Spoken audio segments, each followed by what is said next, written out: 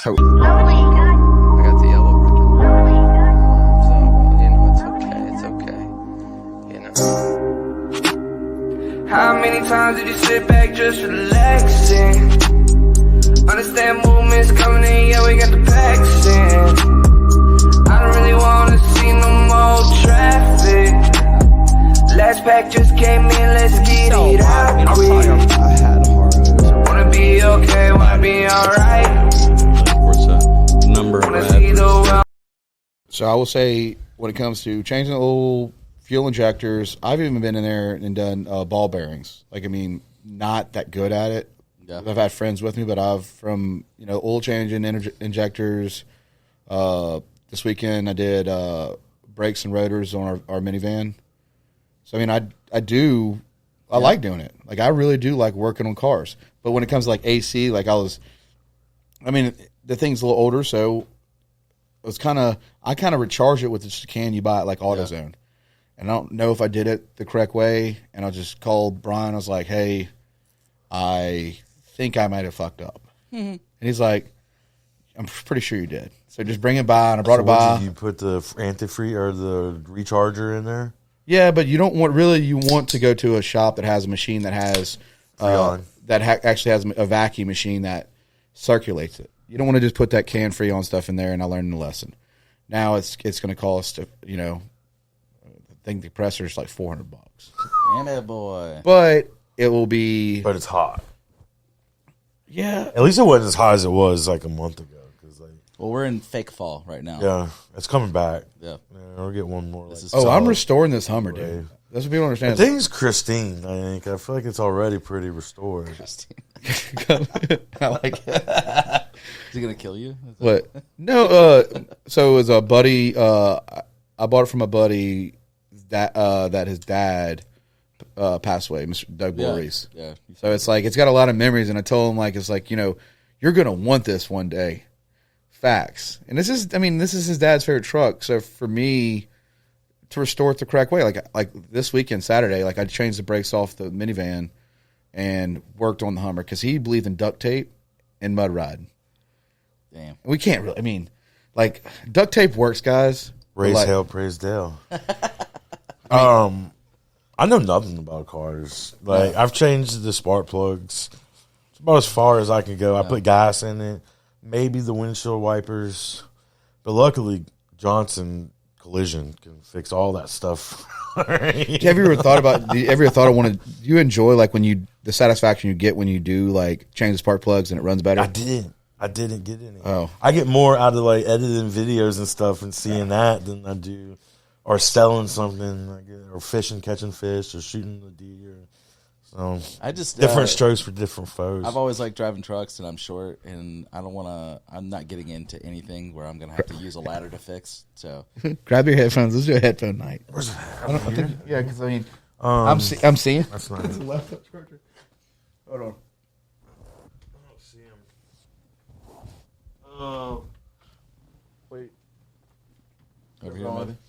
Huh? It's all good. It's all good. We're just talking about headphones. You like hearing it? I can hear you. Good. Brother. All right, let's introduce him. Zak Ducote in the studio. Welcome, my friend. Welcome. Thank you for having me. Yeah, absolutely. So, what's all this stuff you brought us? Twisted Tea. And I'll just bring you guys a little bit of swag that I had on me. I might have messed it up. You're good. Yeah, this is one of the brands I sell in the state of Mississippi, so I just wanted to bring you guys. That's why there's we appreciate it. two. Let me get one of them. I want one of them. Is it Oktoberfest?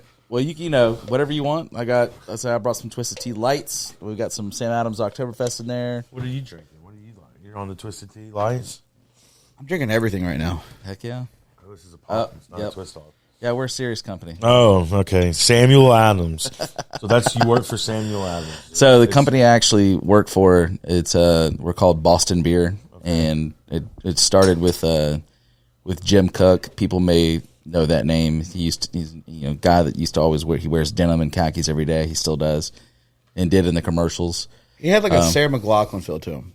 Yeah. Attempted commercials from like the early 2000s, Everybody late knows that. 90s. Yeah. Where Yeah. they were smelling the hops and Yeah. the barleys and Yeah. Okay. So he doesn't do any of that anymore. He's still very much involved. We actually just had our national meeting in Boston about 2 weeks ago or so, and he's still very much involved. But under that umbrella, so he founded Sam Adams in like 1984, I think, when it started. Which is unheard of to even get in that market back then. Yeah, and he was and I don't want to misquote, but I believe he was a consultant for a company. He was very successful already in what he was doing, but just didn't like the status quo of just kind of the beers that were available, and wanted to brew something. That So was Sam really good. Adams was the first one that he started Yeah, with. yeah. Started with Boston And he Lager. didn't know Sam Adams at all. It's part of the culture. Cheers, Yeah. cheers to Sam Adams. And this Yeah. is Twisted Tea's his too, right? Yeah. Yeah, so Ducote. Ducote. Cody, I'm sorry. I'm like Birdman. Put some respect on my name. It's all good. I can. I'm pretty good at doing that. It's all we get it a lot of different ways. Ducote, Ducote. It's all. You've been doing It's it all your whole love. life then. You've been It's all love. correcting. Yeah. But under the umbrella, we're Sam Adams, Angry Orchard Cider, Twisted Tea, Dogfish Head, and then we've got Truly Hard Seltzer, and we've got Truly Vodka Soda. Man, we've got a partnership with Jim Beam. They helped make some Truly Vodka and some Twisted Tea whiskey for us. We have some Jim Beam Kentucky coolers. There's some flavored malt beverages.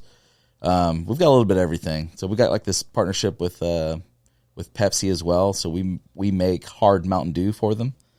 The Baja, that's you? Dude, yeah. Is it Baja? Is that hard Mountain Dew or is this called something else?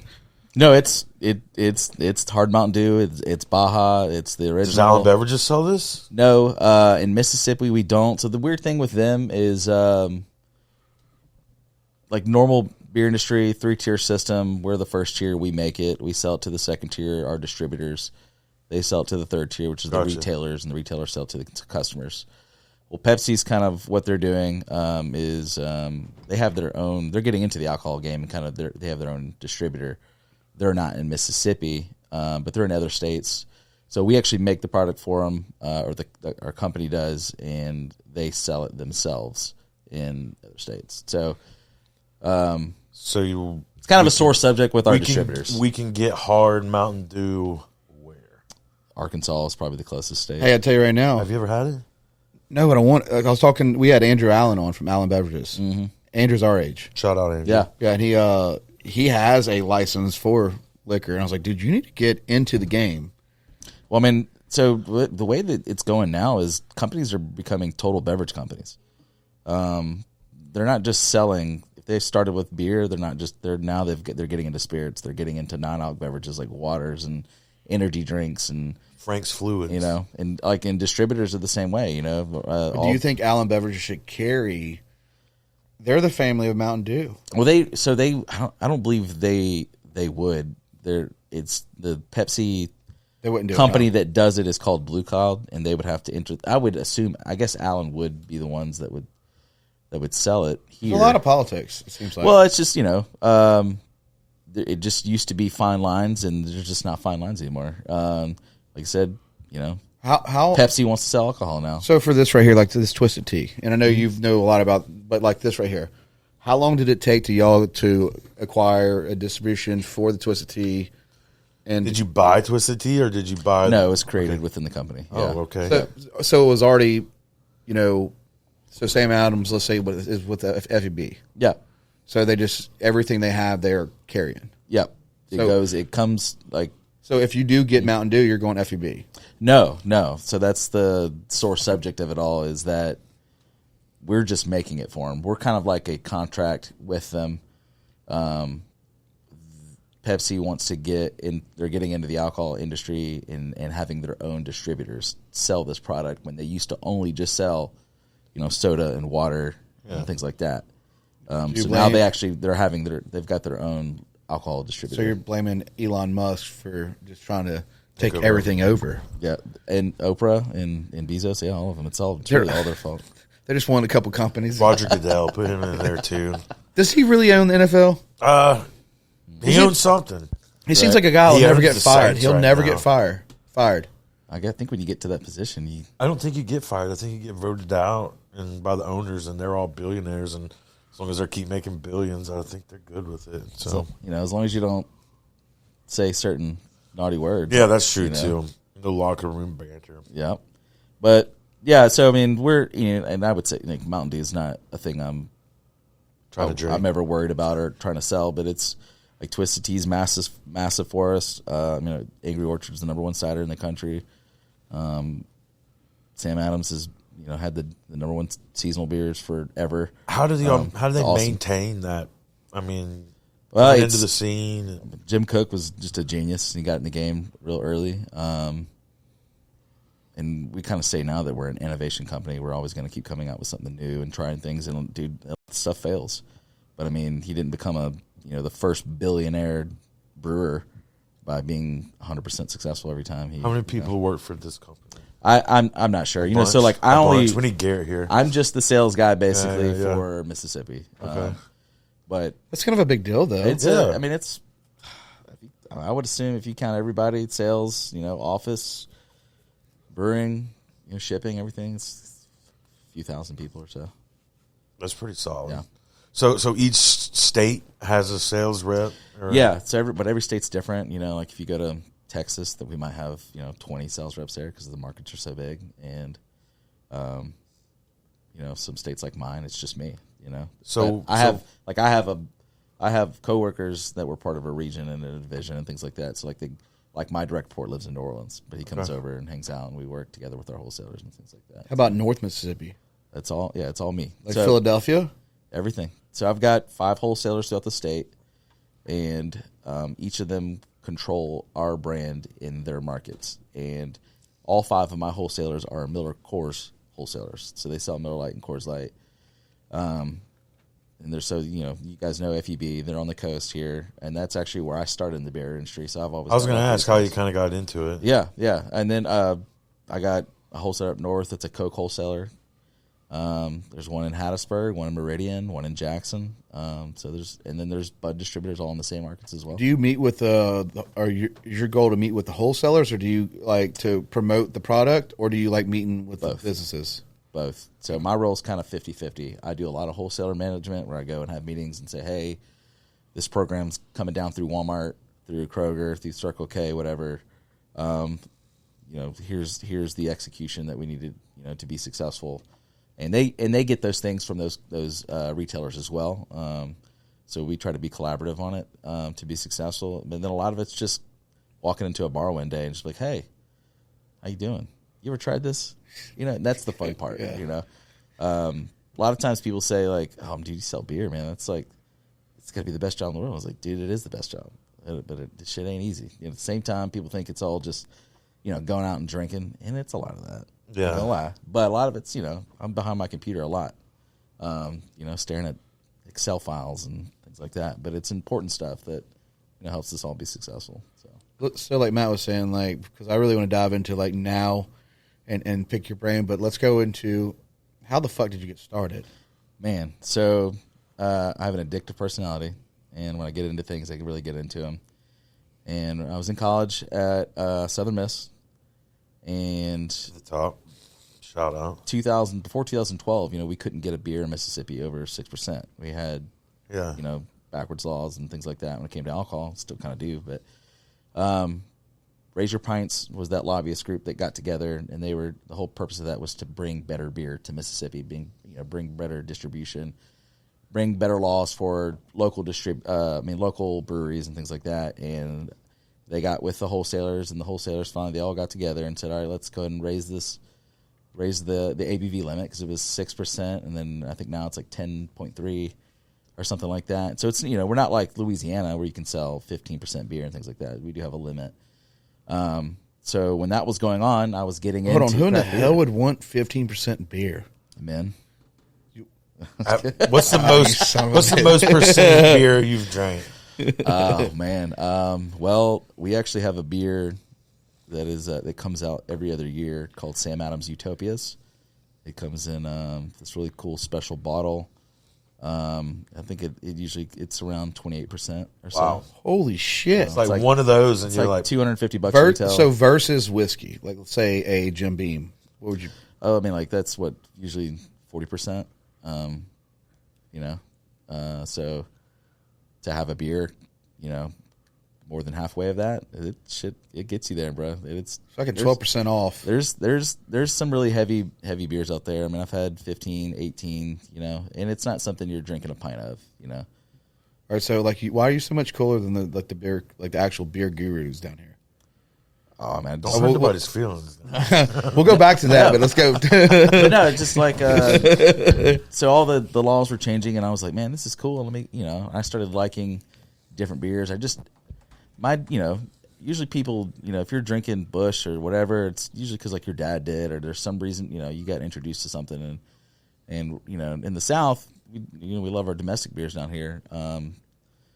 But I just got into a lot of this different stuff that was, you know, around. And when the laws changed, you got breweries like Abita started bringing over brands like Andy Gator because it was 8%. Is that one still around? Oh yeah, that's probably the number one selling craft beer in Mississippi is Andy Gator 6-packs. It's pretty strong. Yeah, it's been that way for a long while too. Yeah. So what got me into it is I actually started an Instagram page called Beer Exploration, like beer exploration without the X. So.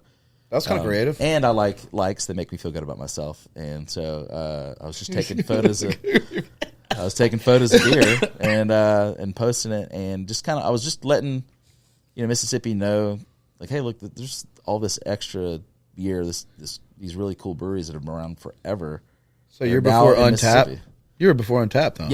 Yeah. So Matt, Untapped is let's say you're a beer expert now, so it's kind of like a Yelp thing. So you're everybody's got titles. Snob, you know, people call us snobs and stuff like that. Well, you don't really show that. What's the taster called? Cicerone? Yeah, so that's like the equivalent of a sommelier with wine. Okay. Yeah. So, but Untapped is not that. It's more like a Yelp, where it's the personal. Well, it's like you try a beer and you log that you tried it, and you give like your own little review. And you can rate it and all that stuff, and people, you know, it's So like he was People like who care are reading it. Yeah. So he was before that. Like most people come down here and they'll go on Untapped. So when was your first Instagram post? Yeah. Oh man, it's been years now. So when I started doing that, and I got a little bit of notoriety by myself, built up to like 5,000 followers, which I thought was pretty not bad, you know, especially because I don't have tits, but. I might got some now, but not the ones y'all want to see. But Ryland, that you know, with FEB, he started liking my photos, and I was like, man, I wonder who this guy is. And my buddy Aaron LaFrance, that I graduated high school with, he still works for FEB, and he got hired as their craft brand manager. And I was actually, when I was in college, Aaron was a home brewer, and they were at Keg and Barrel in Hattiesburg and doing a homebrew competition, but they called it the Outlaw Homebrew Competition because it was illegal, technically, in Mississippi. It was, at the time, it was illegal to brew your own beer, which is weird. Nobody followed it, right? So shout out to Brandon Webb. Yep. So I interviewed Aaron because my broadcasting teacher was into beer, and she said, hey, I want you guys to go do a story about the Outlaw Homebrew. And so when I met Aaron, we reconnected. We didn't really run in the same circles because he was in the band. I played sports, so we didn't hang out. But he's a great guy, and we became friends after high school, and found out that he was working in the beer industry and selling beer. And I was like, dude, I want to do that. That sounds fucking awesome. And then he told me who Ryland was, and I was like, man, this guy's been liking my photos. And I just shot him a Facebook message. Got an interview like a week later. Got hired a week after that, and that's when I really learned about the beer industry, though. You know, when you look at you go into a gas station and you see there's 4 cooler doors, and you're like, there's these beers are here, these beers are here. They're coming from 2 different places, and just because they're a Bud wholesaler or a Miller Coors wholesaler, that's not all they sell. Like FEB sells Constellation, which is Modelo and Corona, and they sell craft brands like Lazy Magnolia, Beta, New Belgium. And so I learned about the industry that way. I just assumed that these brands were just coming into the state because they wanted to. You know, it wasn't always because of that. Those contracts. And so got hired at FEB, had a great time there, killing it there. And then I wanted to go to the supplier side, and so I got hired by Abita Brewing, and me and the wife moved out to Lafayette, Louisiana, worked out there for a bit, came back to Mississippi for Abita. Had a great time with them, learned a lot. They're a top 20 craft supplier in the nation. People don't Wow, realize, I didn't know that. People don't realize how big they are. Number one brewery, oldest brewery in Louisiana. Hey, real quick though, I used to smuggle Yinglings across the state line when I lived in Alabama. So I'm going to let you know. Allegedly, I used to go get Yingling for my boys in Latimer, load up the back of my 240. Allegedly, I remember the first time I found it. We were in Oxford working a wedding, and after the weddings, we would get all the leftovers, and nobody knew what they were, including me. And I'm like, "What are these beers?" And the caterer I worked for, she's like, "Those are like high dollar. Those are hard to get. You can't get them in Mississippi." Yep. So I took them home and I started to drink them. I'm like, "Man, these things are pretty good." And looked them up and realized. Now, was that because of the ABV rule? No, or was that because of every turf war? Every brewery is different on how they go to market. Yingling, and they're still not in all 50 states, but they just didn't have the capacity to enter Mississippi prior to. That's still FEB, right? Yeah, FEB sells them. Yeah, Why was it so strict though? Like that's what I'm saying. Like it wasn't strict. No, but it's, like not to bring in like at least like closer into like one city. Like have the it was Yingling's brewing capacity. They couldn't enter another state because they didn't have the capacity to brew more beer to service the state how they would want to. I call bullshit though. I feel like they were holding out on Mississippi. Oh, I can remember. Sons of bitches! Like I can remember on my beer operation Twitter, and I remember hitting them up like, "Why aren't you guys here yet?" Like, and it was like, "Well, it's complicated," and they hit me back.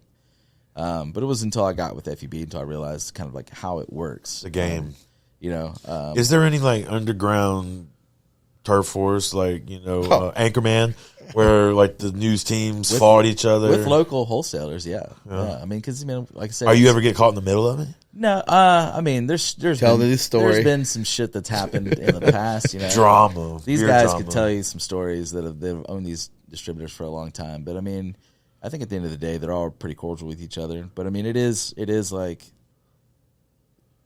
growing up selling Miller Lite and Coors Light. That's I didn't fucking drink Ultra. I didn't drink Bud Light. I mean, I still won't. But that's mostly because I don't like Anheuser-Busch as a company, not because I don't like the local distributor that sells their beers. But it is kind of like turf war stuff sometimes. But it's all, no one's getting in fights or anything. So do you drink? Would you accept the fight, your though? beer? Let's say like a sales wholesaler is like no touching of the hair or face. Let's say we split the pot. Oh, like a celebrity boxing match? Yeah, could we do one down here at the coast? I mean, I got a cousin, Ricky Duron, that does fights, Slugfest. Yeah, I don't think anybody wants to be on the losing end. No. It'd be embarrassing.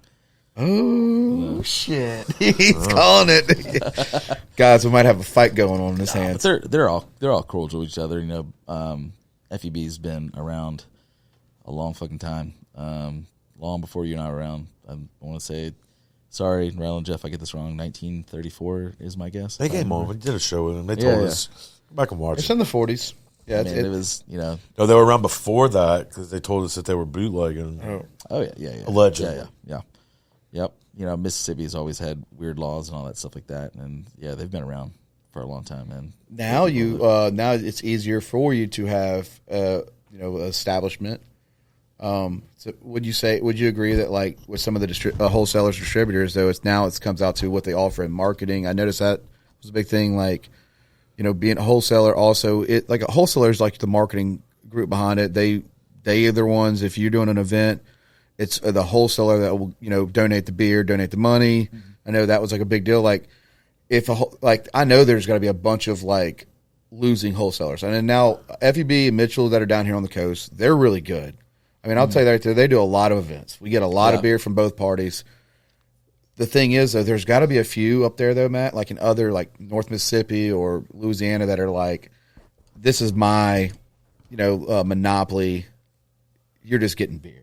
There's got to be some places like that. Sure. Like mafia type. Yeah, like, pay your dues. Get the beer. I mean, and there's that, but then there's also like bigger markets will have a distributor that just sells like craft beer, or like specialty import stuff. It just depends on what kind of market you have. I know that Mississippi we got a rowdy reputation out there. Mm-hmm. But where do we stand on beer consumption? Because we're small population, Not high. but a lot of us drink. There's a lot of people Like that a per drink a lot. capita. I don't know. Yeah. We'd have to look it up. Yeah, you I'm know, not, yeah. I'm not Garrett, sure. look it up. Yeah. Oh, Garrett. He's kind of retired. But no, I mean we're probably up there. But I mean, you but go at to the these same- other but at the same meetings. time, you know, we are still the Bible Belt. We still have dry counties. Yeah. Like I've got counties like Rankin County that's in Jackson, Capital Cities market. They've got counties that can't sell 24-ounce cans, but they can sell 6-packs and 12. That doesn't make any sense to me, though. None of it makes sense. Just city and just old laws that no one's ever tried. So to it was change. hot beer in Oxford whenever I was there. Yeah, And they just legalized it. I say cold beer probably within the past 10 years. and some of them still can't sell before noon on Sundays. And Yeah. things Or like it that. used to be none at all on Sunday. Yeah, Um, we're but getting I- better Yeah, I guess as time evolves and people start to kind of loosen for sure. their ways on things. That's going to be weird. There's like, hey, man, you can have a beer. You can have a beer on Monday. You can have a beer on Tuesday. But don't have one Sunday on the weekend. Right. Well, I mean, it's still even the liquor laws. You just stock up. You can't. They can't obviously have. Oh, a yeah, store no. on Sunday. That's Emily's parents are from Lumberton. Where So, they now things are just broke away from them. But I remember they go in there and they had their own little setup. I ain't telling you their names, okay? But I'll tell you right now, we got our drinks. right? But that's like I felt like it was Footloose. So Like- how long did you work there before you actually got to go tour the facility? Where I'm at now. Yeah. Let's see. So, to go back to it. So, came back to Mississippi for a beta, and then I mean, you were in Abita's facility, I'm sure. all the time, and it's just it's across the state line there, across the Ponce train. But when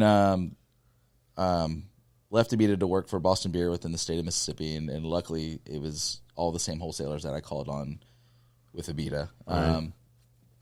But yeah, we get to go back. We do a lot of training. This is one of the reasons why this company is really great. Is I get to go back to Boston at least 3 or 4 times a year just to train. What's the scale difference from like that to where you were from? I used to know this, like how many barrels a year that Abita made or brewed compared to say like Boston Beer, and it was something, say, like, to use small numbers, Abita brewed 2 barrels a year, and Sam Adams brewed like 200 barrels a year. If that makes sense. I would say but it's like thousands of barrels. So Right? if I had to guess, it was always this way. It's like it'd be Anheuser-Busch, Bud Light, Budweiser. It would be Coors Miller as like the domestic beers, and then Sam Adams was always like the underdog local beer company. Well, they were the first ones that I kind of remember That's me too. outside And- of yeah. Yuengling second. those. Well, we were technically the number 1 craft brewery in the country, but the Brewers Association over the years has kind of changed.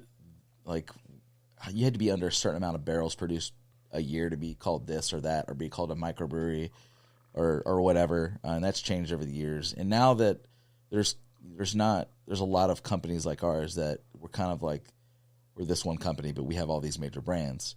There's companies like Canarchy, which is it's Oscar Blues, and I think Cigar City that's in Tampa. And so a lot of these breweries are actually getting together and creating these kind of umbrellas that they all fall under. And it makes their company bigger. Like Lagunitas used to be totally independent, and now they're majority owned by Heineken. Now, who in the hell owns Heineken? Who is it? Husa. It's called Husa, and it's just called Heineken USA. But I mean, it's where it started in Because that's like we had Dutch land. We had like Andrew on. He was talking about Pepsi has the parent company has like Taco Bell, Doritos, Frito-Lay, like everything for like that's why you see Pepsi, because they own the KFC. Are there any non-alcohol brands that you guys have? Yeah, I have Sam Adams has you can go get it in Walmart right now. It's called Sam Adams Just the Haze. So like a hazy IPA that's non-alcoholic.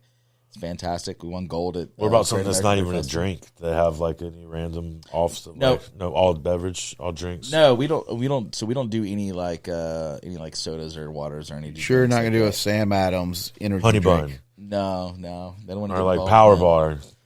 No, we're not gonna mess with that. Jim Cook knows what he's good at, and we stick with just the Have you ever met Tim? Jim. Jim.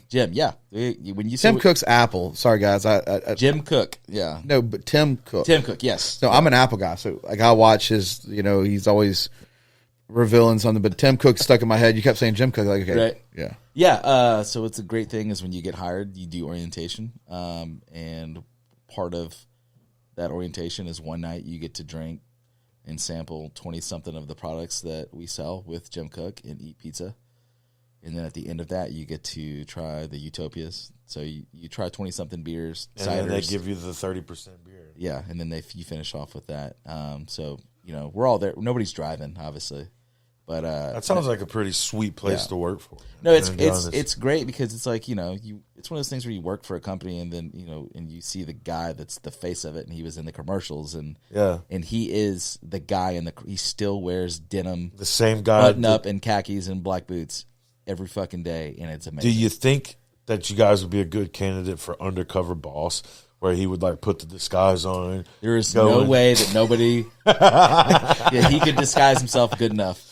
Because he has a cadence when he talks, and there's no way that he could hide it. Have you ever seen the Bill Burr Oktoberfest SNL skit? Yes, we love it. No, they did it was our pumpkin beer. Yeah, I know it's great. No, we love all that stuff. I'm Dude. sorry. So, We so love it. not only are you promoting it, you're out there because I mean, obviously, the more the brand gets recognized, the bigger they're going to be, the more sales that are. Sure. But is there like incentive with that stuff, or are they? But we do I things. mean, you're in all, sales, so I mean, yeah, obviously we do there's- things all different kinds of ways. Not to get into like specifics how Right. but we have stuff in the company that's incentivized. We incentivize our wholesalers to hit goals and things like that. I mean, we can even try to incentivize bars and to help sell your product. But there's in the beer world, and it's different by state, there's gray areas. Like you're not really supposed to, in Mississippi, you can't really incentivize a beer purchase. But even that's kind of strange because we can do QR codes that give you like rebates where we'll put, $5 into your Venmo because you bought 2 12-packs of something. Wow. But like if I do an on-premise promotion, which is like at a bar, it's a gray area to be like, hey, if you buy this beer, I'll give you a drawing to win a Saints ticket, or something. There's things we do, but there's kind of like weird laws about what you can do and what you can't do. In a state like Louisiana, they can't give away like glassware; they got to sell it, or and so Is you that can kinda that's get away with all it. controlled by the ATF? Yeah, ABC or whatever. Well, it's every state. Every state has a different yeah, laws. yeah. But I mean- California's a lot different than But yeah, Texas. and then like Utah still has like 3.2% beer. So Yeah. So What the you go- fuck? I didn't know that. I remember going to Yep. Colorado, and my buddy from Minnesota. When we get there, he's like, "Man, these are 3.2 beers," yeah, and I'm like, "What is that?" And he's like, "They don't get you fucked up." And I'm like, "What do you mean? You got to drink a lot. You got to drink a lot of them." and I asked him why, and he used the description altitude, and altitude would. So I don't know if that's what he was told. and Yeah. he was just I think it's just a law. regurgitating that, It's or- just an old law. There's states that used to be that way and they modernized. But like in Utah, we sell a 3.2% Twisted Tea. They drink like if you go there and get a Bud Light or Miller Lite, it's 3.2%.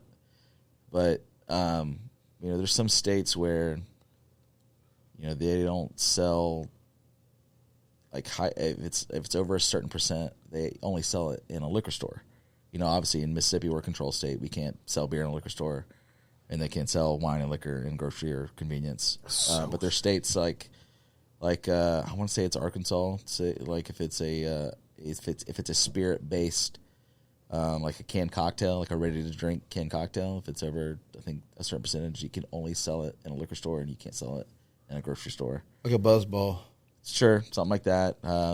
Or like I have with a Dogfish Head. That's a Florida company, right? No, Dogfish Head started in Delaware. I've had one of their beers. No, they're amazing. Yeah, I've never even heard of it. they're up there like a beta style. Like they're They're a really good beer. Dogfish brand is also they have an award-winning distillery in Delaware, and I cannot for some reason, and I'm a terrible company person. I can't remember the name. Where it's at, with the city that it's in, but we have canned cocktails with Dogfish Head, and they're the best tasting canned cocktails you can get because they use their own spirits from the distillery in the canned cocktails. So there's like 2 shots of whatever type that we've made. That it's 2 shots in the can, and they're amazing. And they're 7%. So like in a place like Arkansas, you could probably only sell that in a liquor store, and you couldn't sell it. I wonder what a Bud Light tastes like at 3.2 versus a 4.8, or like it's got to be a big difference in the like, yeah. I mean, it's the difference of drinking. Do they just cut it with this water? and Or? drinking I don't know. Yeah. No, it's What's in just Twisted Tea? I mean, is that tea? Have you seen that dude knock somebody out with it? Oh, well, Confidence. Confidence. Mad Riz. But yeah, you would be able to tell. I mean, a regular Twisted Tea is 5%. These ones I brought are lights, so they're 4%. But I mean, I've got brands like I've got a Dogfish Head brand called Citrus Squall that's 8%. That you would drink it and you'd be like, "There's no way this is 8%." You know what I mean? These canned cocktails that are RTDs, you know, spirit based vodka sodas. They're 7%. Right? Let's get me blacked out and we get matching tattoos tonight. We can do it. Okay. Where at? I think I'll pass out. These kind of scare me though because I remember Anything that's pre-mixed scares me. like High Noon, like is it similar? Like Truly and High Noon, they're like a Yeah. So that one, they're spirit based kind of like seltzers. We call it a vodka soda. The difference between our regular Truly that we've had for a long time. That's the black can ones, right? Well, that's Or white like cans those are now. Truly lemonades. We've got different flavors, and they're kind of the packaging's different colors. But the original Trulies are like sucrose based. We kind of say malt based. It's not really malt based, but it's not spirit based. So they're 5% alcohol. They're dangerous. They're made with sugar. This is a spirit. This is made with like vodka. Yeah. So Who's vodka? it's I want to say I'm not sure exactly where we get it from, but it's Sam Adams doesn't have a distillery yet. No, we get it from somebody. I don't know. I'll tell you, be honest. I know the products and I sell them. I don't really get into Well, let us get you fired and all you're of just that. asking no, all these hey, questions. now we're going to random questions, but hey, so we're going into I think it was like High Noon. Yeah, for sure it was High Noon.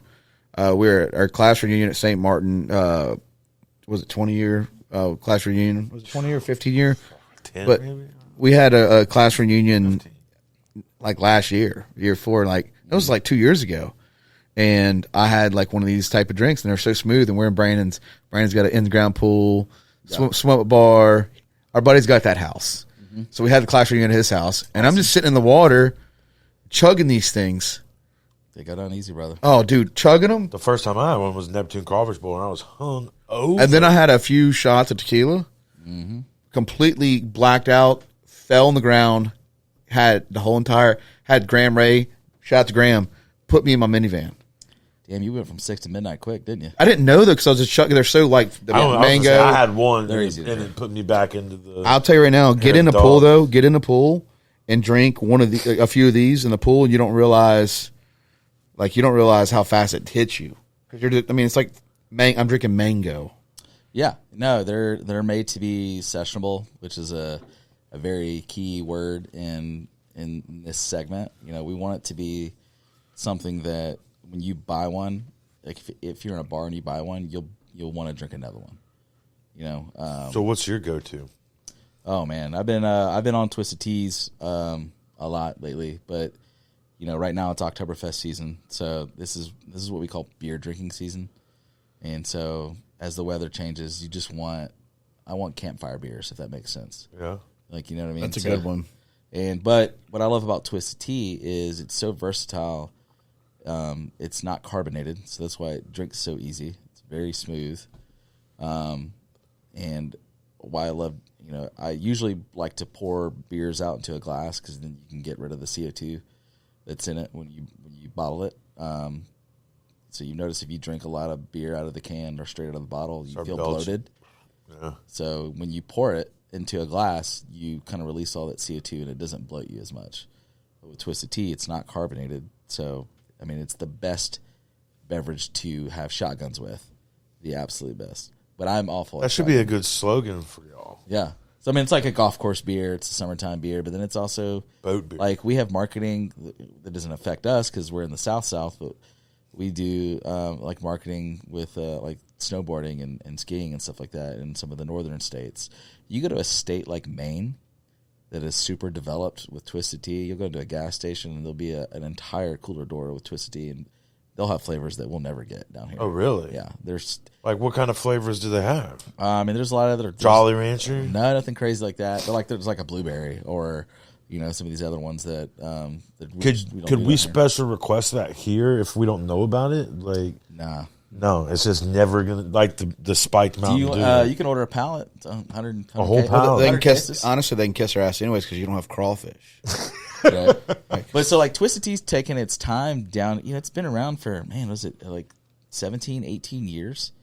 But it's taken its time down here to Develop. get popular because like we drink sweet tea. A state like Maine, they don't know what the fuck sweet tea is. That's what I was thinking at first. So Up that's why- there, like this all unsweet tea, if any tea. I love. That's why. So you would think it would be harder to pick up there first. Yeah. Well, but so obviously being Boston beer, it started in that area of the country, and so Tea Party. those naturally where doesn't make everything They grew. don't make tea like we do. right. They throw it out. So we just never needed, an alcoholic brand I think in the South that was sweet tea based. You remember when Firefly came out? Yeah, I do. And I drank a bottle of it at the Ole Miss Alabama game and threw up at Jesus halftime. Christ. Man, a whole bottle because it tastes like sweet tea. Right. Yeah. So, but I mean, look, I've got respect for all of the brands. Like I said, I worked at FEB. Real quick though, what do you think about people that get sweet tea, not sweet tea, but they get iced tea, but with Splenda? What do you think about them people? Man, that's their thing. These lights actually have some artificial sweetener in it. It's kind of how we keep it. Splenda? I don't know. It's not Splenda. We don't fuck with Splenda. We use natural stuff like stevia. or Stevia. That's some- what I was wondering. I couldn't remember. But then what we're it's even called. kind of like the difference in Truly. What we call hint of flavor was those like tropical flavors, the citrus, the berries. But then when we came out with lemonade and punch and these margaritas, we wanted them to be sweeter, but still only be 100 calories and a gram of sugar.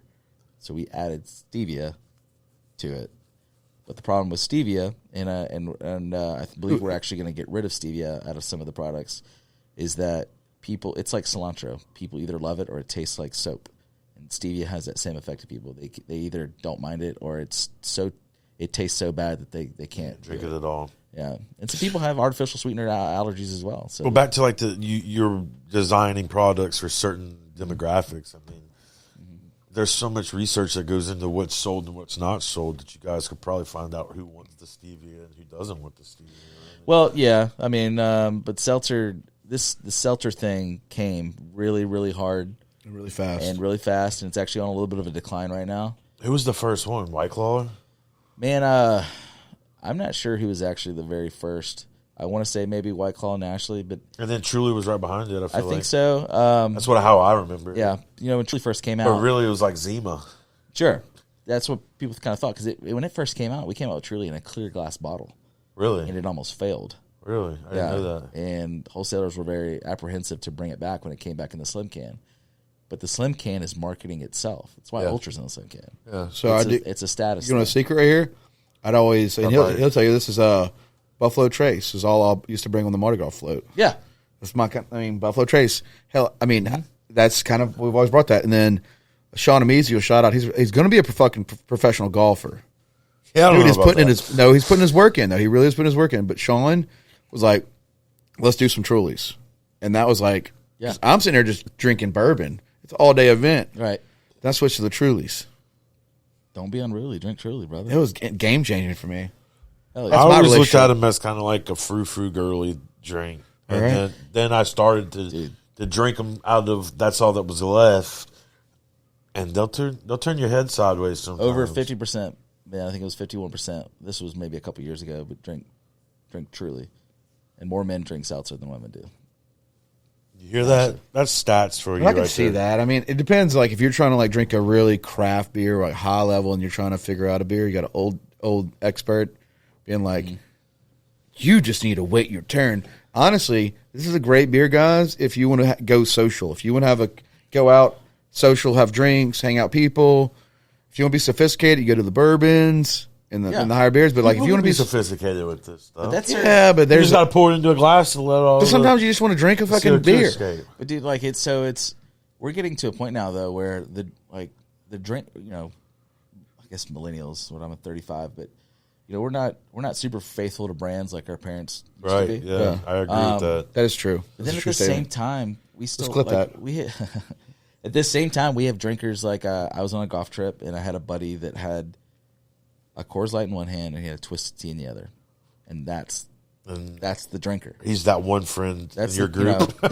well, I'm just saying, like people, there's still people are still faithful to their brands. There's people that are going to go out and get a 12-pack of a Miller Lite, and they'll get a 12-pack of Twisted Tea, and Just a they'll crush the teas. shotgun. And then once they're 3 sheets, they just go back to what they know and they're faithful with.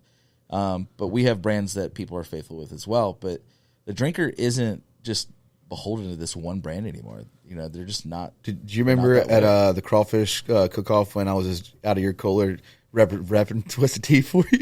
Dude, I saw you guys in line waiting for a beer, and I was like, Yeah. let me go hand them a couple Twisted Teas. That was solid. I appreciate it. But honestly, if you come up to me and then you judge me for what I'm drinking, fuck you. Yeah, we don't mess Yeah. with those people anyway. Yeah, we don't. I'm gonna drink what I want to drink. Yeah, I like fucking with people for fun, but at the end of the day, it didn't bother me. Like when I remember being with Abita, and I would do grocery store samplings, and I love Twisted Tea though. yeah, for sure. I'd see a dude grab a 12-pack of Ultra, and I'd be like, hey, bro, you got your girl some beer? You gonna get you some beer? Like, I'd fuck with them and stuff like that. But at the end of the day, I don't care. I think people should try to drink, local and American for sure, like American made stuff.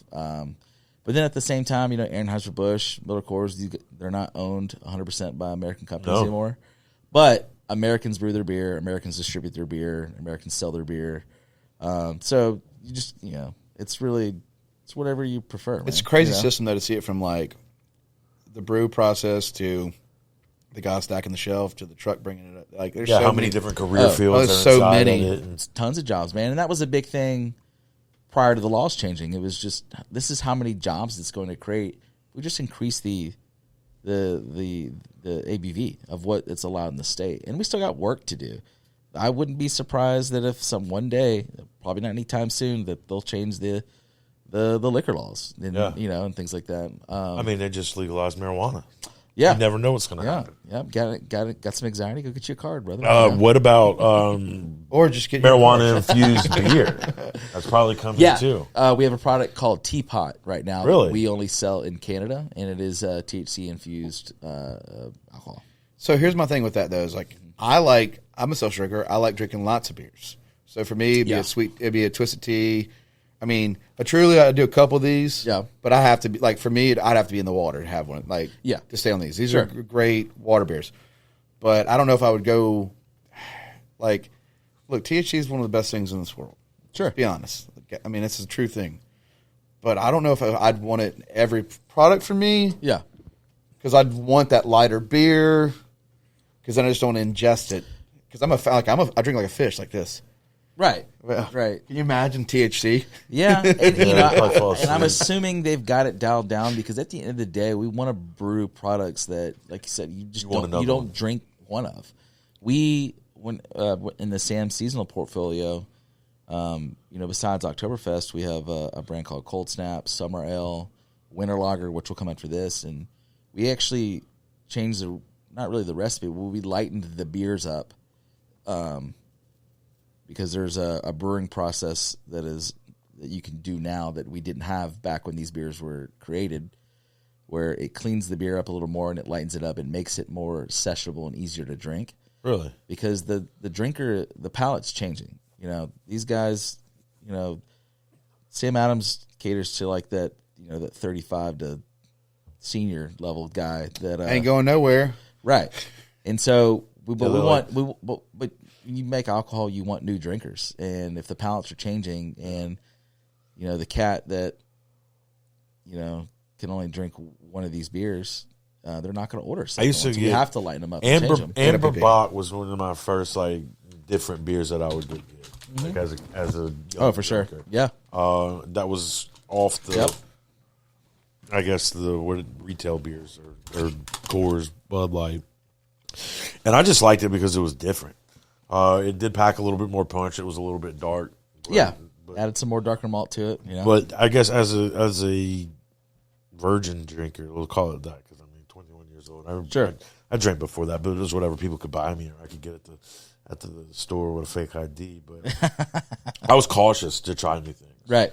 Especially beer, because I didn't really like the taste of beer.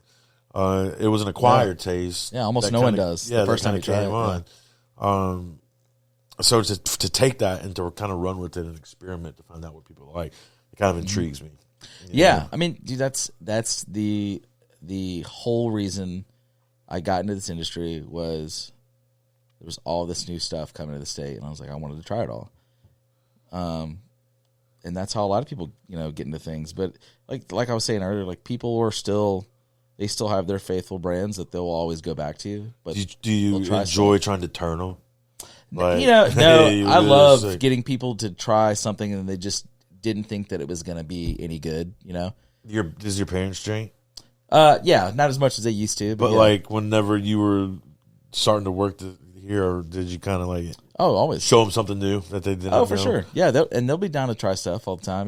Dad likes Twisted Tea. Mom she'll drink. She likes some of the Trulies and stuff like that. My dad used to really love drinking, heavier beers. Obviously, our OG with Sam Adams is Boston Lager, more of a full flavored beer. He likes a lot of the stuff that we do. But when I was growing up, I used to watch them drink, Bud Light. My mom drinks Ultra, or they're I remember being 10 years old and making a 7-Up and Wild Turkey for him, So I got exposed to a lot when I was a kid, but it never, I never drank before I was 21. I was too scared to drink. Really? Dad was a cop, but he was a cool cop, and but you didn't want to mess up. No, and I played sports, and I was I didn't realize I was going to be 5'4" my entire life. But Anthony's a different level. Maybe. No, shut up. Maybe. But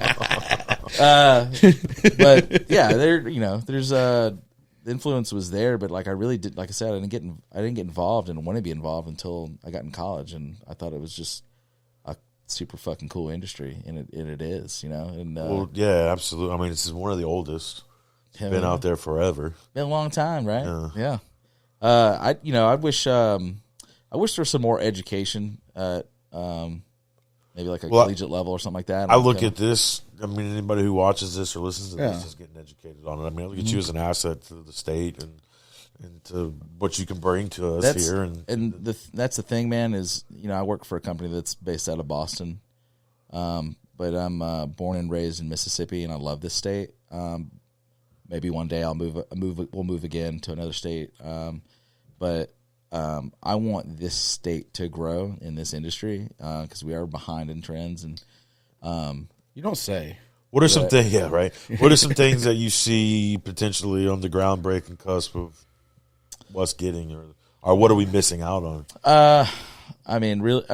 Besides just the ABV limit and the fact that we're a control state, it's really just that stuff. But at the same time, it's interesting because if they were to allow liquor sales in grocery, Rouse's isn't going to expand their store so they can put liquor and wine in there.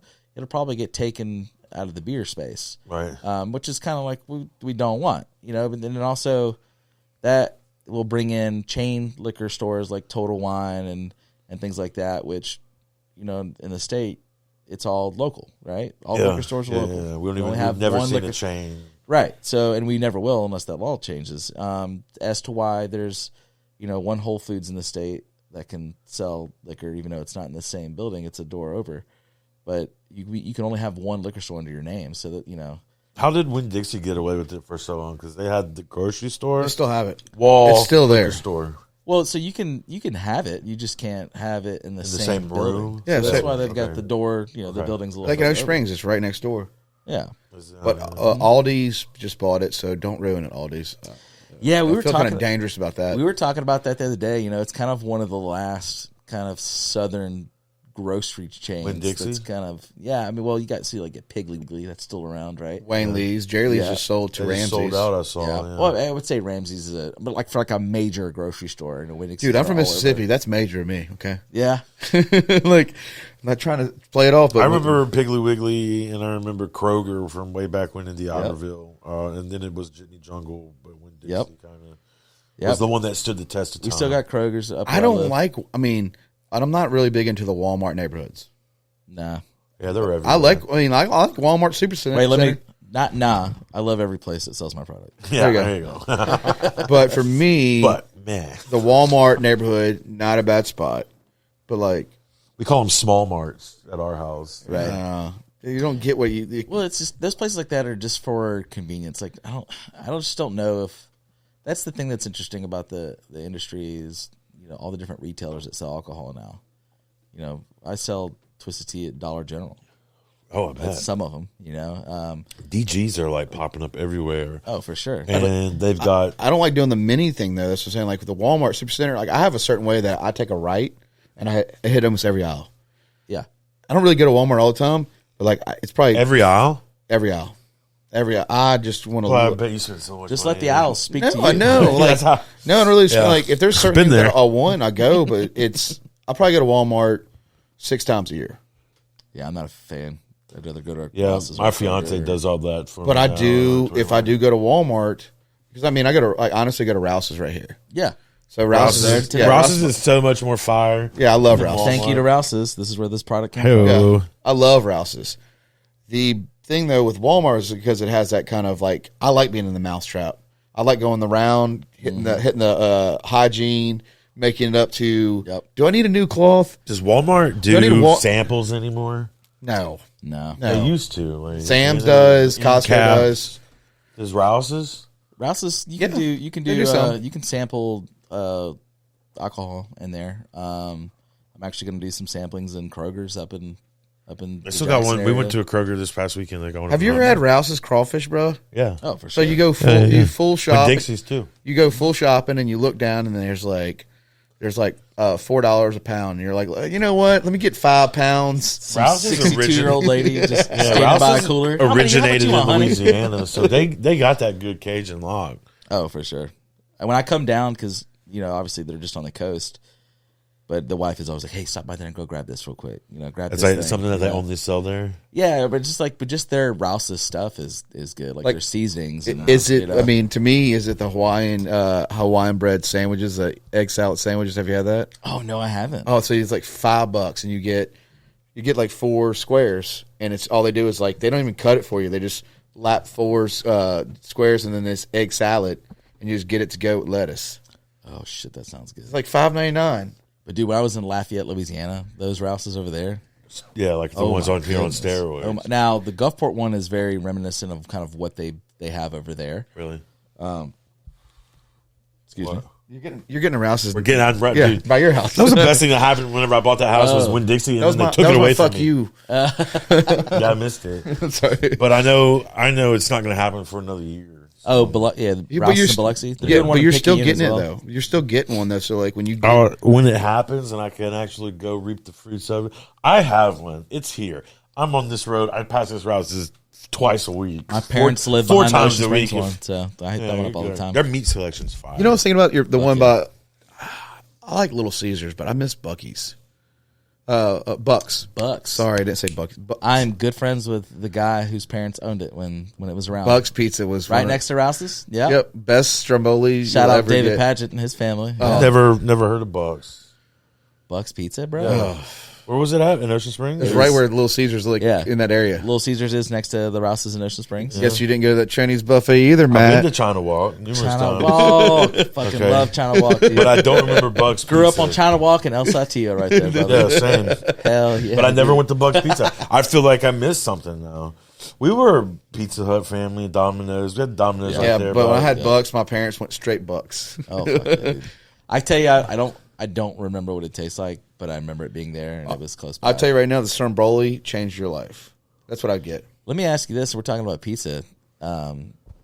We know it's such a coastal thing, but like French dressing and Catalina on pizza, do you guys rock Yeah, that? Catalina. Yeah, it depends. You Catalina guys? Always. If it's there, French dressing. I'll go with a couple squirts of it. But normally, I like my pizza just dry. A little bit of red pepper, a little bit of Word. I like going to like I'll even go like if I was up in South Haven eating at pizza place and I was like, you guys got any French dressing and Catalina? And they're like, what the fuck is that? Yeah, I don't know. A lot of people think It's it's the same such a thing. coastal Mississippi. A lot of people thing, think dude. it's the same thing.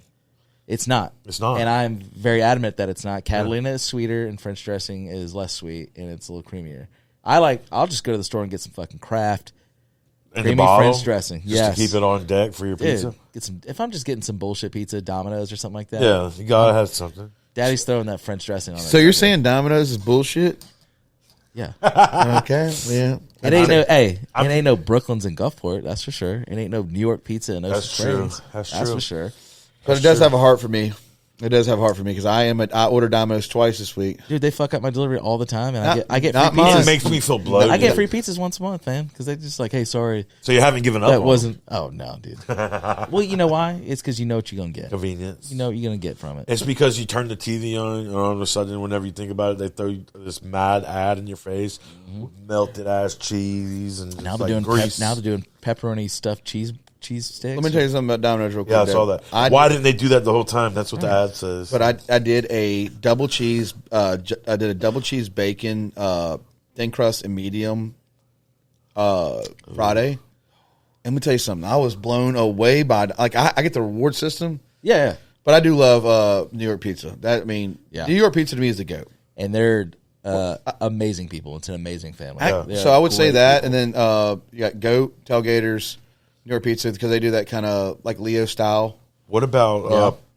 what was Leo's. the one in St. Martin? Doughboys. Oh, Doughboys Yeah, I has remember a fire Doughboys. pizza. Are they still rocking? No, Buck's no, Pizza they've would been stomp closed for a Doughboys. while. Yeah. Yeah. Buck's Pizza was one of the best. Was it? See, I pissed now. So like the do you remember? So do you remember?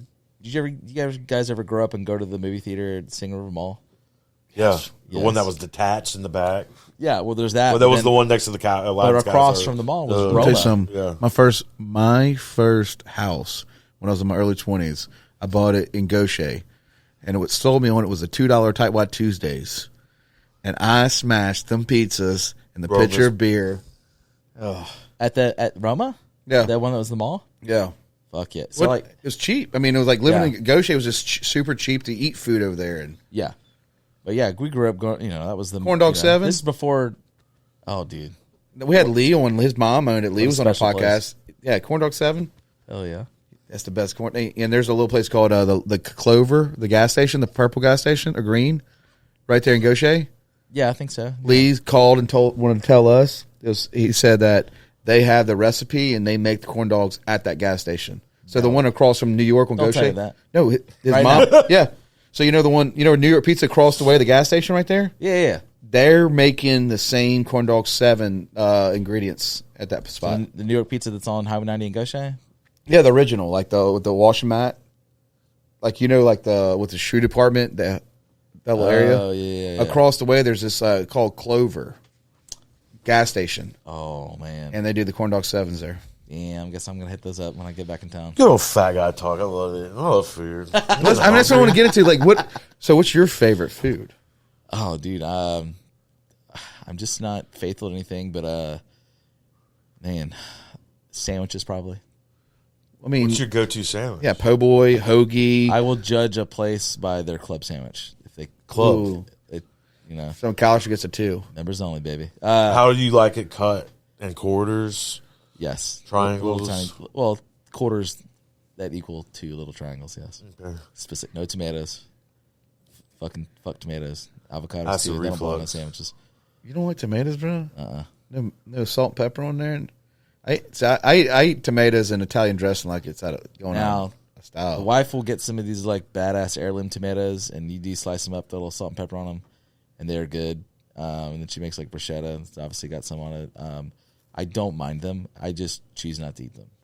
My wife is from Ecuador, so we do a lot of she does like a lot of cooking that her mom taught her and stuff like that. they're not really known for tacos, but we do that a lot. And if tomatoes are diced up in there, like that's cool with me. Like pico and stuff, love it. I love guacamole, and I absolutely hate avocados.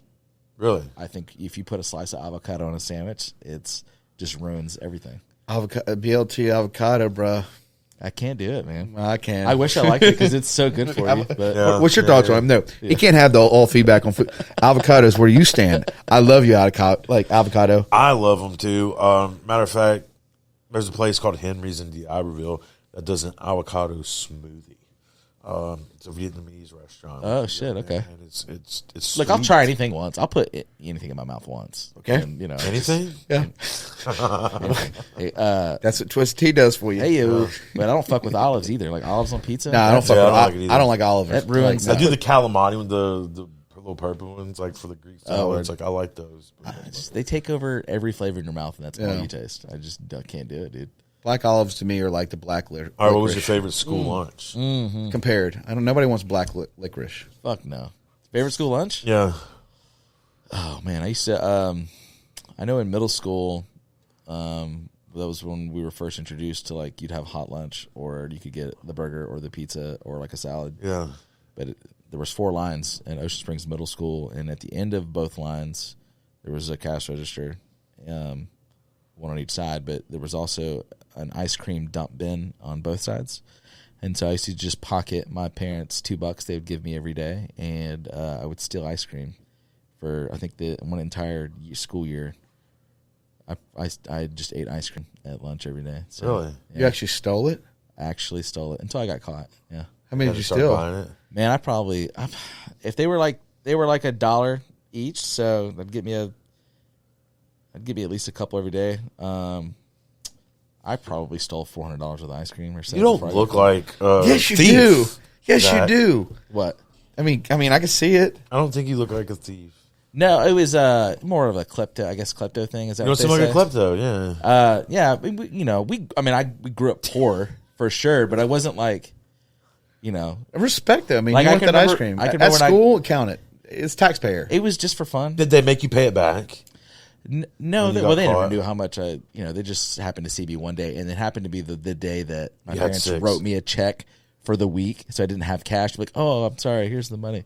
No, I remember the principal brought me in, and I played sports and all that stuff, and Really out of it. he was like, what's wrong with you, Ducote? He's like, you wear nice clothes, you don't look like what are you stealing for? I was just like, I don't know. You're not really stealing though. If you're really like, if you're in school and you want extra food, Boredom, get your, dude. huh? It was boredom. It wasn't like it was just fun to do. Stealing is fun, but don't do it, kids. Yeah, don't do it. It's wrong.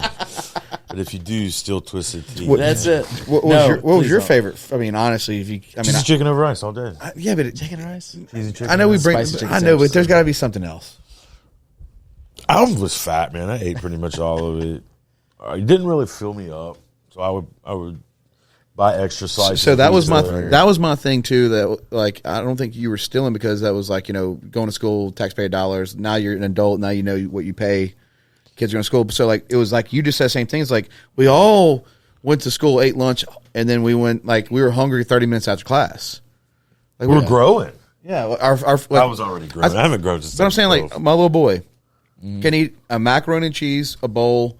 He can eat a sandwich and half a thing of little fruit cup or something. yeah. And it's just, I mean, it's like a Milk. like he's always wanting food. It's always feeding him.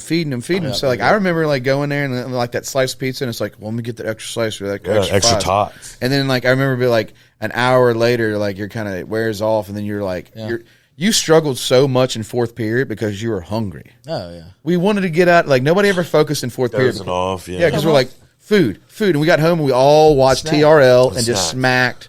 Yeah, Fucking Carson Daly. yeah, that's what we Son of a did. bitch. That's I can tell you that's pretty much our childhood. This seems to be kind of like you see it on the internet and people kind of like joke about it, but like it was true. When you were homesick, what did you watch on TV? Springer. Springer?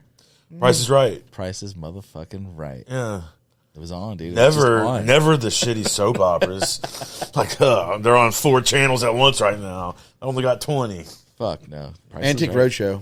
Oh, for dude, me. yeah. They're actually coming up. History Channel. No, October 14th. They're going to Coliseum. no Jefferson Davis campus. They're having. That's awesome. Oh, a the big live. new auditorium. Yes. there. That's awesome. But We should go. Antique Roadshow. I was Well, thinking we about should go. We should go. that. Bring up something. That'd be dope. But then I tell you, if I was home and then I even just watched it, but who fucking raised me? Golden Girls. Yeah.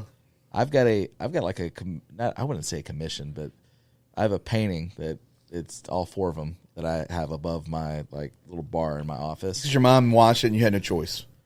No, I don't know if she did.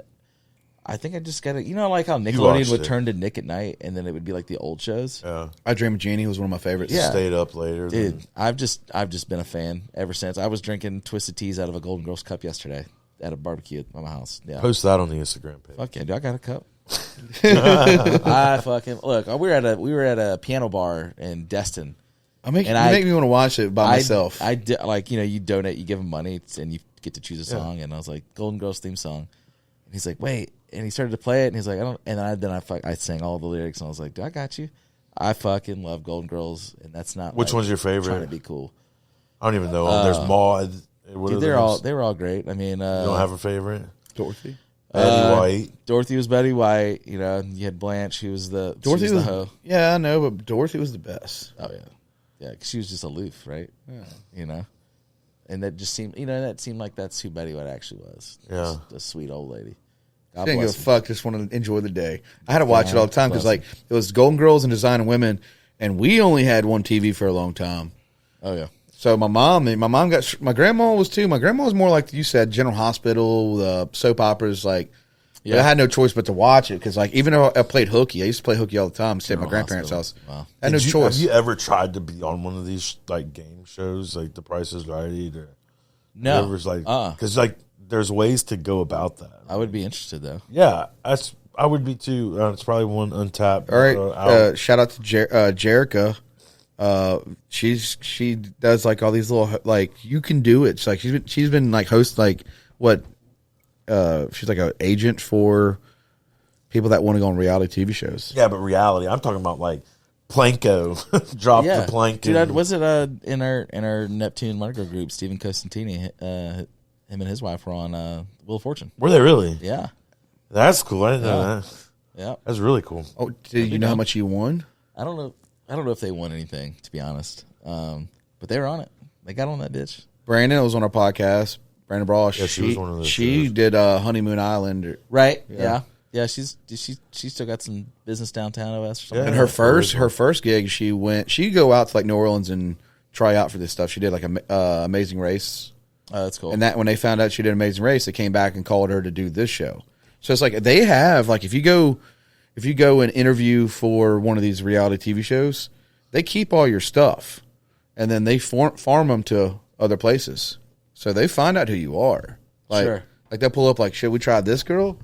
And Brandon has such passion and heart. And charisma. Yeah, and Charisma. Shout out Charisma. That's a plug. You get Cross Your Beer hats at Charisma.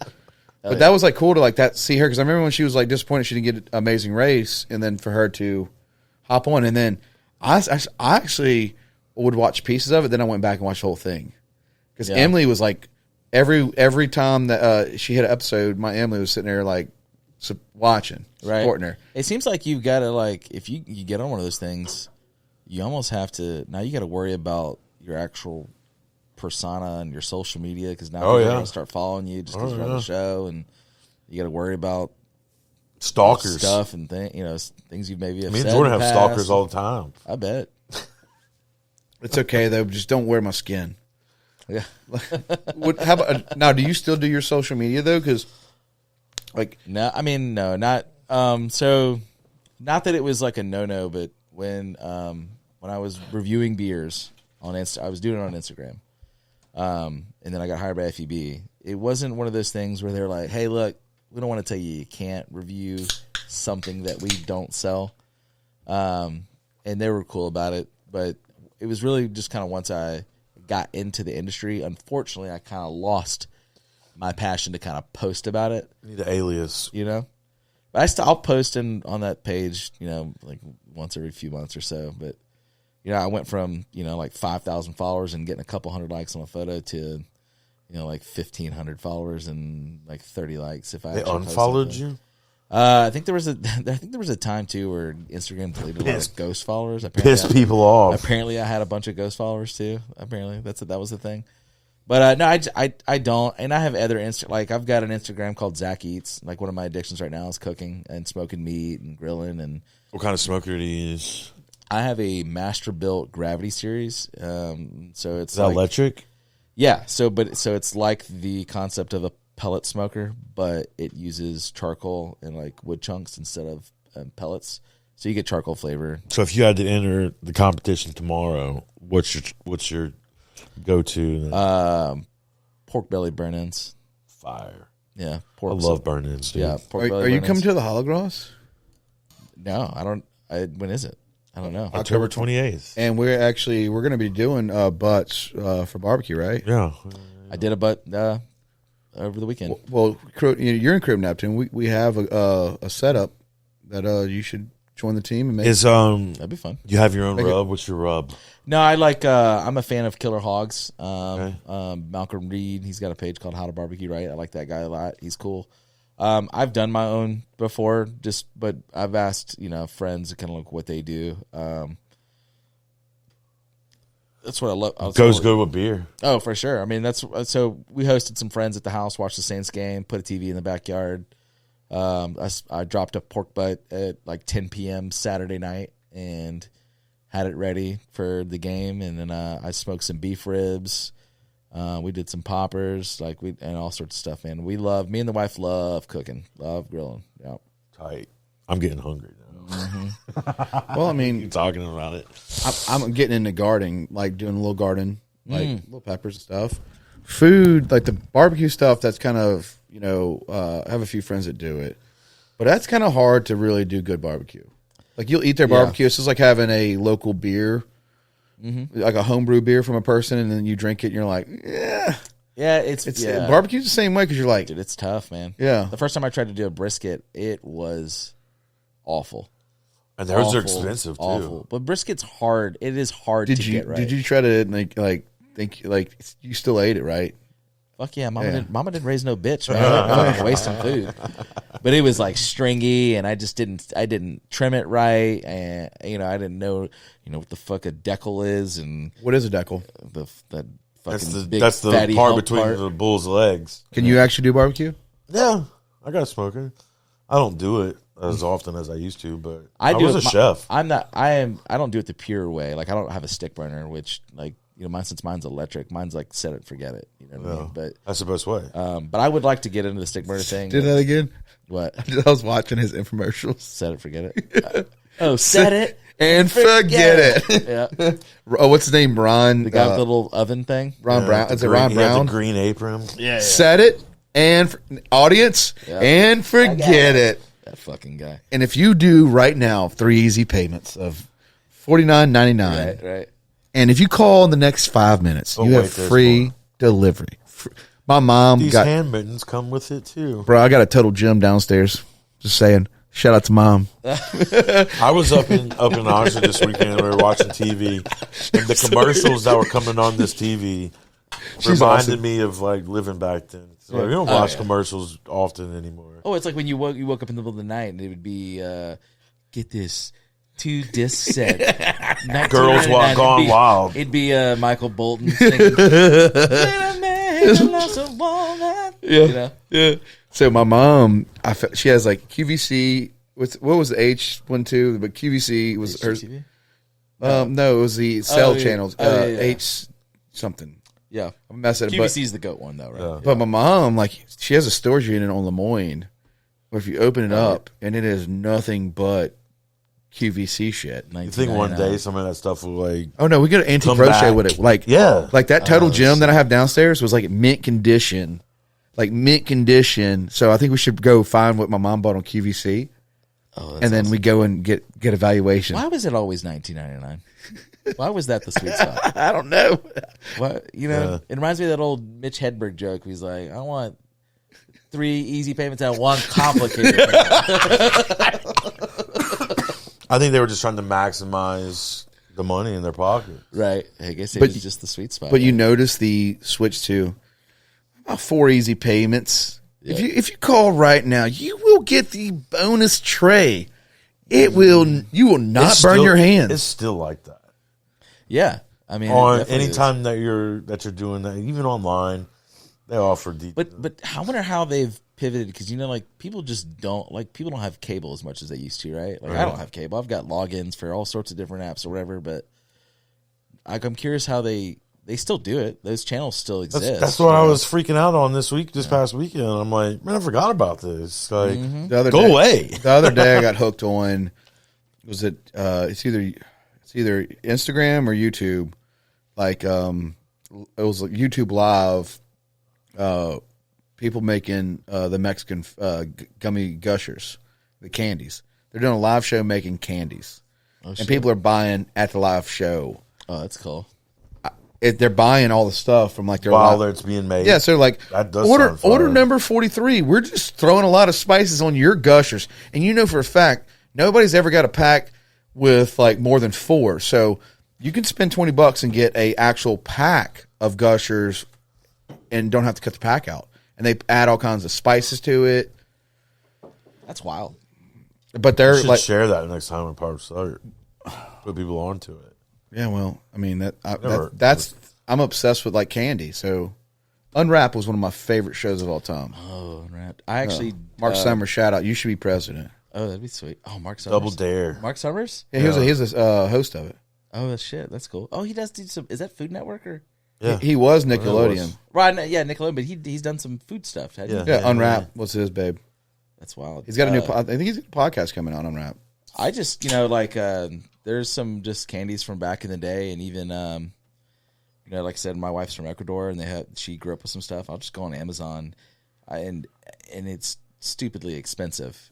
Jordan found us some blow pops. I'll cherry. Blue ones, I'll go in there and find some stuff. Like I went to England for a month, and they had some stuff over there that I loved, and I found it on Amazon, so I got me some. And I fucking love candy, dude. I don't can't like have chocolate candy that in my much. house. But I'm a sour type. Yo, yeah, dude. So I mean, we're on the same palate. I mean, he'll go into chocolates too, but like sour is a big part of like salt, sour. Yeah, I've been on these salted caramel kick lately. Oh, word. With chocolate on the outside and big chunks of salt on the top. And Oh shit. caramel on the inside. how's that hit? God, You'll eat the whole we are pack. fat pieces of shit. The other night- all of us. You can be too if you buy all the stuff we're talking about. The other night we were watching like Bad Boys, the new one, and Emily made popcorn out of the pot. And That's how I do it. Yeah, she did, and we did. Oliver got, sorry son, one day you're gonna find this video. You just got plain popcorn, okay? You could put some melted butter and some salt on that sucker for him. No, Damn. Mom and Dad got chocolate chips. That's probably a good thing though. salt and butter popcorn. He would have been bouncing off the chocolate walls. chip popcorn. Oh, and it melted in the heat. Yeah, that's the kind of thing. Like so, my buddies Ryan Bode and his mom Tammy took us to the movies when I was younger, and we did Snickers, like the little Snicker cubes, and popcorn, and that would change my whole entire life about popcorn. Yeah, Well, I've just definitely had like your sweet hands and- don't get all like duty looking. I don't care. I've had the sweet and savory popcorn, like little gift shops will do like M&Ms and popcorn. I and shit remember. like that. I remember it messing my stomach up at a movie one time with a date, and I had to go to the restroom. Oh And you no! missed part of the movie. What movie was it? Please say Time Cop. No, it's like it wasn't. No, it wasn't Of all time. the things you could have said, why time? I don't know. No, I think it was like a Fast and Furious 2. Okay. I'd like to say it was Family. Like Oh, yeah. it was a Fast and Furious. It was either a Fast and Furious 2 or like a what was a Accept It style movie. The Jonah Hill was in it. Oh, acceptance with Jonah Hill. Yeah, I think it was that and movie. fucking name. What's the main guy? Justin Long. Justin Long. Yeah. Was it Jonathan St. Randy? Fucking knocked up, whatever he was. Or, But that's the thing. If you do the popcorn and the chocolate, it does No. not do well. No. No, it doesn't. They don't work together well. yeah. See, and it's funny that you said you made it from y'all make it from a pot. That's my mom. That's how we grew up. So like in the house right now, I have the kernels, and then you have a pot. You throw some oil in the bottom of it. You fill the bottom with the kernels. Once that first one goes, you're ready. And Just You put a lid on the top of it? Or? It just tastes better. It just tastes better. it is something about it. Yeah, I just always fuck up and add too much salt, and then I feel like shit after I eat it. But Load it up. oh, I do. I love it. So you dump the popcorn in 2 different bowls because it's obviously one's for you and one's for your significant other, whatever. I'm taking notes here. But then, man. while that My old lady's got a pot's still popcorn on a hot, pedestal. you throw in some butter in that bitch, and then that's when you drop the butter on it, and then you throw the salt on top of that, shake it up. But the easy way to do it is the move is to throw the popcorn back into the pot with the salt, put the lid back on, and shake the shit out of it, and then you get even distribution. Yeah. What is your go-to? Even distribution. So Very important. So let's When go. eating. So let's go into steaks now. Like, what is your go-to steak? Yes. All steaks. Opportunity, equal opportunity. No, ribeyes. Yeah, ribeyes for sure. Ribeyes for sure. But I get a little weird about it. So I'm definitely I like medium rare, right? I think you should eat like filet mignons medium rare because I think it's the worst cut of beef there is. Yeah. Yeah, it's tender, but there's no fat. There's not a lot of marbling. I actually like if I get really good quality ribeyes, like if I get prime or wagyu or whatever, I actually like to cook it to medium because it renders the fat more, and I think the flavor is better than eating ribeyes medium rare. As long as you don't get I think overcooked. they're Yeah. good, but That little outside ring on the ribeye, there's really nothing bad. to me, the perfect bite of steak is it's cooked however you like, but it's rendered fat, a little bit of char, and like medium to medium rare meat. What's your That's favorite the side with the steak? I think I'm old school, dude. Baked potato, like a loaded baked potato. Anything with, I think anything with a starch, any type of potato. How about you, Matt? Probably same. Asparagus is always one of my faves. So Velveeta and cheese. What? The shells. The Velveeta and cheese shells. Velveeta and cheese. Shells, yeah. Did you grow up like I did, and then your dad just cooked well done steaks all the fucking time? Like, No, just like, I mean, no, man, Dad did a decent steak. My dad actually got into, but I was a pretty good cook. My dad always won like trophies in crawfish and chili. So he moved to Florida. My dad had like a bunch of like awards for like chili. My dad knew how to cook. Like he knew how to cook stuff, but like, I don't know, he would just make steaks and be like, I mean, we didn't, we really never, like, we did a couple baked potatoes, but it was always, there was a big pot of Velveeta and cheese. And there was always a home, like, we had always like a good filet mignon, but like that Velveeta and cheese. see, we didn't have like, we grew up, like I said, we grew up fucking poor. We grew up poor to where like, my dad would ask me, Anthony, and Riley, like, how poor are we? We all, in unison, we go, dirt poor. Like, it was funny. But we didn't know how poor we were growing up as kids, but like, like fucking Hamburger Helper. Dude, those are, great night. Fucking white people taco night, burritos, ground beef, little taco seasoning packet. my That's mom the used shit to we make grew up something on, called breaded round steak, and like, oh, interesting, yeah. Like country fried steak kind of? yeah, But without the gravy? dude, I swore it off. Like, it just ate it so much that like I will never even. like a Spaghetti. shepherd's pie. Yeah. Like It's just one of spaghetti those was a things. lot. Shit on a shingle. I'm sure you guys had, growing up, like just toast with like. We always did like, I mean, when I was growing up, we didn't have a lot of money either. Yeah. Like we had a decent home, like in Latimer, like our home, we had a decent home, but like Mary Ann was my grandmother, and she passed away. Shout out Mary Ann. Much love. But she'd always go to like Crew Thirds, Country Corner, Winn-Dixie, and get like the expired. She'd buy the expired foods. She had a back door to get expired food, so she'd pay cash. She had a chicken farm, so like a lot of our, honestly, because my grandma had such a big chicken farm, like we ate like 3-4 days a week. We ate nighttime breakfast. So Brenner? Brenner? Yeah. Dude. Yeah. No. We did that Fire. all the I'm probably time. gonna do that tonight. But that's when I realized Started that making we had a good roof overhead, but we didn't have a lot of money spent. And also, I spent a lot of time in the thrift store picking out outfits. Like, Dude, I've been a dirt. We went to Dirt Cheap. yeah, Oh my gosh. dude, my mom still goes to Dirt Cheap. Fuck yeah, dude. That's the thing. I'm like, that's what I feel like is what I feel like is kind of humbling about how we grew up in the South. Kind of growing up poor is we, like I said, we never knew that we were. It would always be every year. My mom would be like, "Hey, the guys, like, Christmas is not going to be that great this year." And boy, she didn't fucking Come through work a with couple something. extra shifts at the VA hospital and just kill it.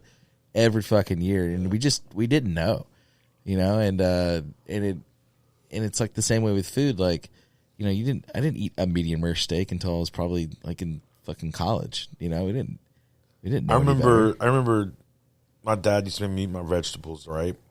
And he used to buy canned asparagus. I may have told this story before, but I hated it. And he made me eat it. Like, you got to eat your vegetables and grow up big and strong. Damn. And then I move off to college, and I start working in a fine dining restaurant, and we actually served fresh asparagus. And I remember being like, holy shit, I got to go home and tell my parents about this. Like, they got no clue what they're missing out on. Now my dad's he's way too good for canned asparagus. Right. Now. But we didn't know, like you just said. We kind of grew up in that shelter. Dude, I can remember just eating like sardines and crackers with my dad. And it being like something I love sardines. Do you eat them now? Yeah. I don't remember the last time I bought them, but if They're in the if we Caesar bought dressing them, now. Fire 'em. dude, I'd eat some sardines and crackers. I don't forget where I came from for sure. Yeah. Like, I love to, I do. I'm not going back to bread around steak. Yeah. Like, there's no doubt that I cook way better than whatever my parents fed us. A big thing I know is for me is ramen noodles. I still eat ramen noodles. Oh, fuck yeah. Sunday we Sunday we had ramen noodles. Thursday we did. Like, I just love. I mean, I add other stuff like that. You got to fancy it up, brother. Yeah, what is it called that we were at the drop an egg Coliseum in for? The whatever goes on everything. That Sriracha? Oh, the seasoning that we got from that guy. what is that? It's called goes on everything. Is that what it's called? Yeah. I put it in my chicken flavor ramen, and I just Sounds fire. Sprinkle it, and then I sprinkle it on there, and we do like 1 or 2 eggs. Dude, and then to me, when I scaled up ramen, we fucking threw some Tonys in that bitch. Yeah. Oh Gotcha. yeah, Some Tonys, and the way that I would fuck over, Anthony or Riley is I would take 2 of the ramen packets, like the seasonings, and put them in one, and somebody would get fucked over at the end. They'd open up they'd get a packet of ramen, and there wouldn't be any seasoning in it. Oh Yeah, I'd fuck somebody over. And you didn't care? I was the shitty younger brother. I'd do shit like that. Okay. Yeah. They knows. Well, if you want to plug your stuff right now, it's a good time. Are you trying to run for politics or anything? Politics? Hell no. No? Where can they buy your products? Yeah. Where can they get all your products? Anywhere that sells beer, man. Hell yeah. Anywhere that sells beer. So Sam Adams, Twisted Tea, Truly, couple. Yeah, Dogfish Head, Angry Orchard, anywhere, even Walmart, Rouse's. If we're talking the coast, any. There's not you're not going to go into a gas station or a grocery store without finding something that we have. Not every place may not have everything that we have to offer, but they've got something. Twisted Tea is probably one of the biggest distributed brands that we've got right now for sure. So. And it's fire. Even the light ones are good. So in October 21st, we have the Pink Dress Run. PinkDressRun.com. Buy your tickets. Also, October 28th. Holograws. Tickets are in. Get with somebody in the crew in Neptune. They can get them for you. Costume contest. And then also, too, if you want Zach back on here, guys, I mean, the way he's worked the field of beer, loved it, fell in love with it, worked his way up all the way to working with Samuel Adams, which is incredible. Yeah. Hope y'all enjoyed this story. Reach out to Zach. I mean, we'll put his information in a link below. But guys, you can do anything if you really enjoy it. Have fun doing it.